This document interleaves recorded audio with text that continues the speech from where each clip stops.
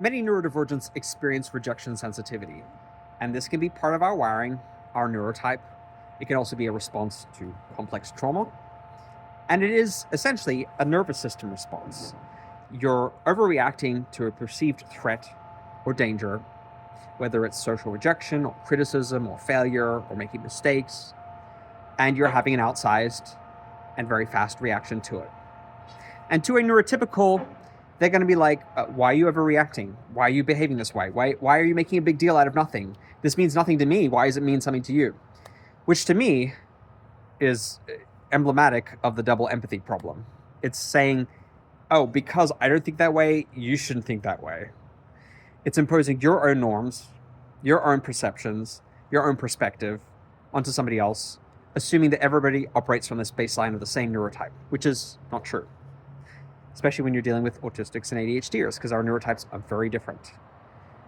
And there's an inherent lack of empathy and compassion when somebody just assumes their norm and tries to impose it on other people without doing any kind of exploratory work or demonstrating curiosity.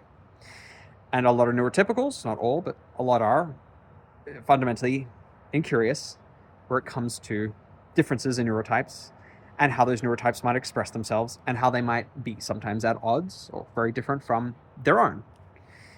And there's this grand presumption that if we're unable to meet their own or to mimic their own or model it, we somehow failed. We're inferior. We're defective. Messages we internalize from an early age, and we come to start policing ourselves and our own reactions and to shame ourselves about having rejection sensitivity. And this rejection sensitivity is more acute, I think, in shame-prone cultures where people are blamed for struggling. In individualistic cultures, so-called meritocracies, cultures where rugged individualism is put on a podium and held up as this lauded standard that everybody has to strive toward, you are the weak link when you ask for help. You are the weak link for struggling. You are the weak link for being overly sensitive, for not being able to cope with the rigors of life that all of the neurotypicals seem to be able to cope with just fine. It's just you. You're the problem. You need to toughen up. You need to develop a thicker skin. You need to be stop being so sensitive and overreactive. Can't you control your reactions? Why are you interpreting it this way? Why are you making a bigger deal out of something that doesn't warrant it? Why don't you just brush it off?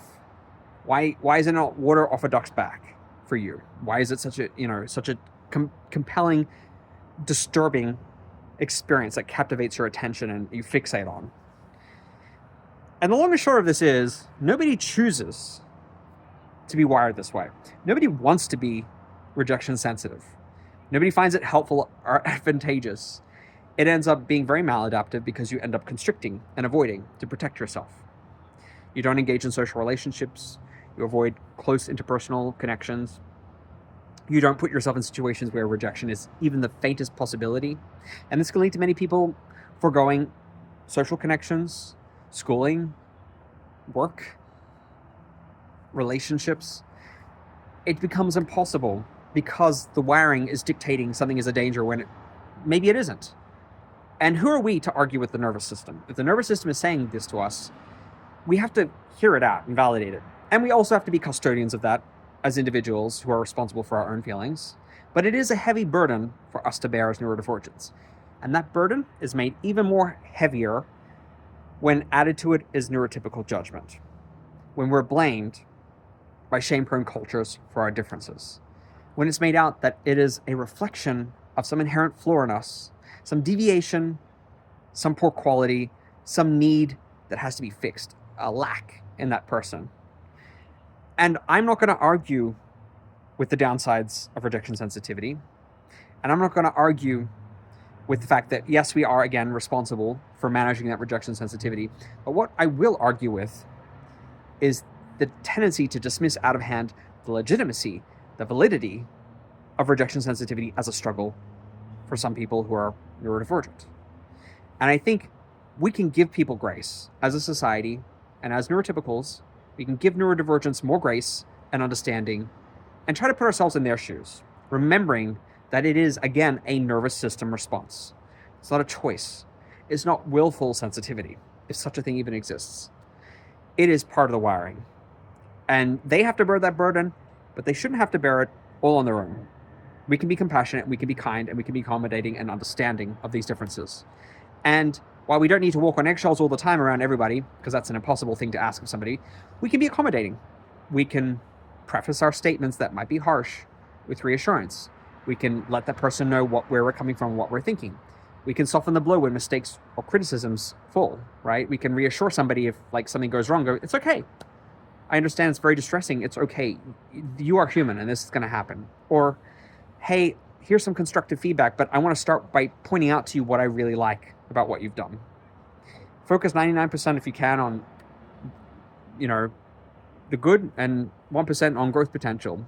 Sometimes the disparity has to be a little bit substantial for people who are sensitive, and they will hear that 1% and they will take that 1% on board, but the 99% will go a long way to helping them be more receptive to what you have to offer. And this is what this video is all about.